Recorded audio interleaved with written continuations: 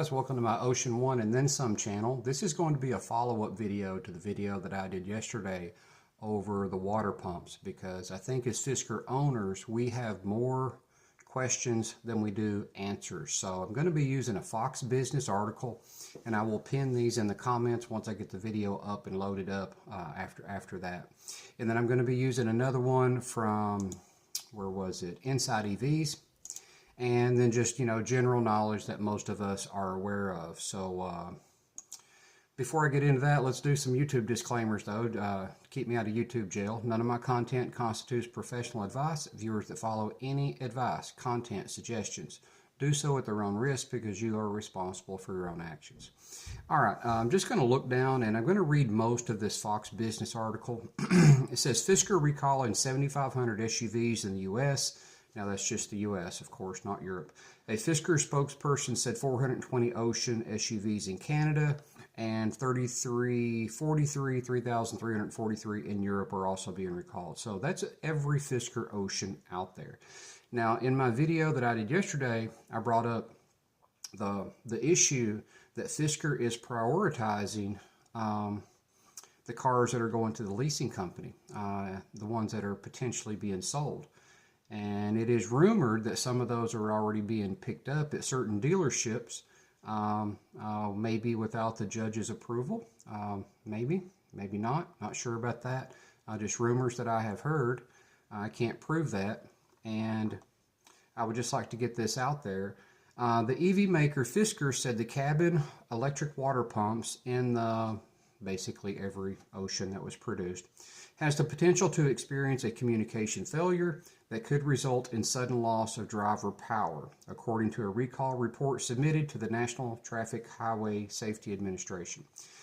NHTSA recall said the loss of power could occur if the communications failure with the pump prompts the high voltage battery management system to activate a mode designed to limit battery power to 8.5 kilowatts and thus reduce the speed to 10 to 20 miles per hour. So if you're ever out and that happens, you know what happened to you, right? You just don't know. You just won't know who to call. The recall is voluntary, and Fisker is fully cooperating with NHTSA on the matter, a Fisker spokesperson told Fox Business Tuesday. Now, I would really like to talk to that Fisker person, because how are we going to get our Oceans service? Now, I'm going to come to that later after I've read the rest of this and then the EV article. The spokesperson said 420 SUV Oceans in Canada, 3,343 in Europe, are all subject to the recall over the water pump issue, making the total affected number of vehicles 11,308. While the problem can, according to NHTSA, heighten the risk of a crash, it hasn't led to any to date. There haven't been any injuries because of it either, the recall report said. Notification letters will be sent to affected Fisker customers by August the 25th. So, here we are in July. We are going to get this letter sent to us by August the 25th. Where will Fisker be by August the 25th? Will there even be a Fisker? Now, if we were to get lucky enough for a buyer to step in and take over this mess, we may come out all right. But let's continue. The fix for the issue will be free. Remember that. I'll talk about that later. It will involve the company installing new and improved cabin electric water pumps in affected vehicle, according to the NHTSA report. Fisker, which sought Chapter 11 bankruptcy protection last month, first debuted the Ocean SUV in Europe in May of 2023, and initial U.S. delivery started after that. The company built nearly 10,200 Ocean SUVs and delivered just over 4,900 in 2023. In mid-June, as it announced its filing for bankruptcy, Fisker said a manufacturing pause, and it began more recently, would remain in place. Okay, that is the Fox Business article. And that pretty much highlights what I'm going to be talking about after I read this part from, this is from Inside EVs. And of course, after I read this, some of this will just be general knowledge that pretty much all of us are aware of. But according to several former Fisker employees who spoke with Inside EVs on the condition of anonymity, the startup was never really ready to sell cars in the first place. Fisker did not plan for a proper stockpile of replacement parts in the U.S. for repairs. For example, the resulting scarcity of parts has sometimes left ocean owners high and dry when they've needed basic fixes. And it's forced Fisker to source components in unconventional ways, like from disassembled cars, former employees said. It became very clear to anybody looking for this company. I need to read that again. I messed it up. It became very clear to anybody looking that this was a company not ready for prime time to sell a product, to have any kind of customer service, said one ex-employee. Okay, let's pick up from there. Okay, we have a few things to unpack. We as Fisker owners are going to get a letter by August the 25th. Okay, where will Fisker be by August the 25th? Is Fisker completely insolvent by then? Has Fisker sold the oceans? Have those been repaired? We know that Fisker is pretty much pulling every person that they can, every tech that they can that's still employed to fix the oceans that are going to the leasing company. I think that puts us, the customers, in a bad way. I think this is something that, if anybody has any type of communication with Fisker, this is something that we should be shouting to the rooftops, because if they are getting prioritized, once Fisker gets paid by them, what goes to us? Is any of that money used to keep techs around, or are they just laid off, or fired, however I should word that, because, Fisker is clearly in bankruptcy. And I think it's screaming towards Chapter 7, even though we are in Chapter 11, without a buyer, okay? And that's becoming, very unlikely here, but without a buyer, I think we're totally screwed, for any type of support, and possibly even support getting the water pump issue fixed. So we know that we're supposed to get a letter by August 25th. Okay. We know that Fisker has laid off pretty much, all of its staff.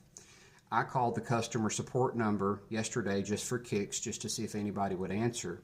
And after 2 hours and 19 minutes, nobody had still answered. So I'm thinking that, there is zero support, a zero support line for Fisker customers now. I could be wrong on that, but, from what happened to me yesterday, that would seem very true.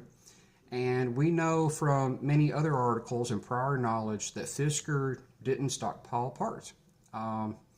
So, our genius CFO decided, that Magna was superior and Fisker wouldn't need to stockpile all these parts. So the question becomes, the reason I'm doing this video is, even though NHTSA is saying that there is a recall, even though Fisker is saying they're fully cooperating, is there going to be anybody to actually install the water pumps left at Fisker to do this?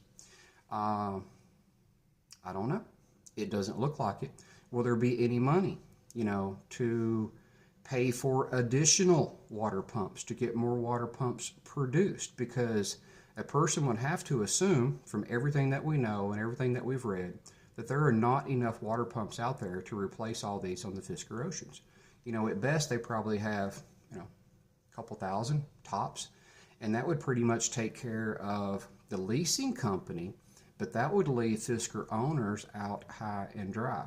So the purpose of me doing this video, the purpose of this video is to try to get more awareness out there for Fisker customers like myself, so, we don't end up with a brick over the water pump issue.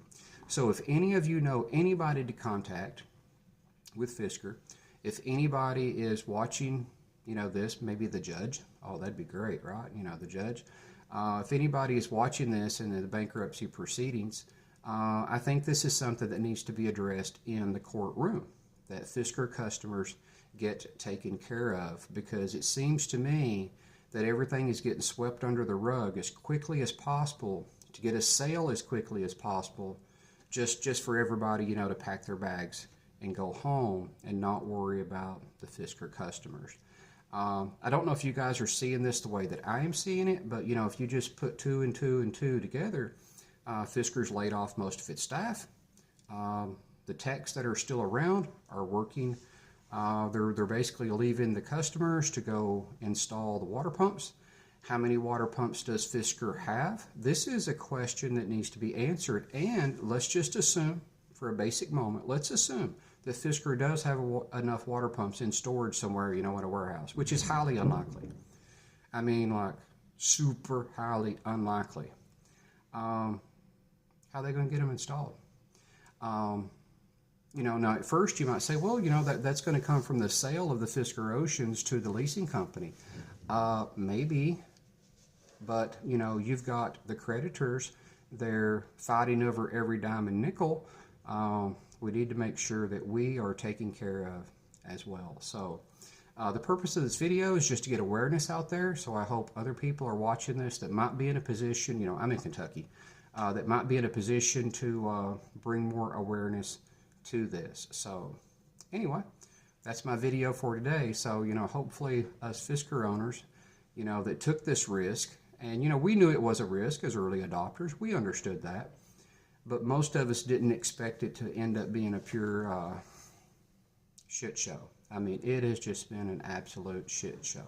Even though I love, and excuse my language, I'm not known for cussing, but I think that's just the most appropriate words that I can throw out there for this.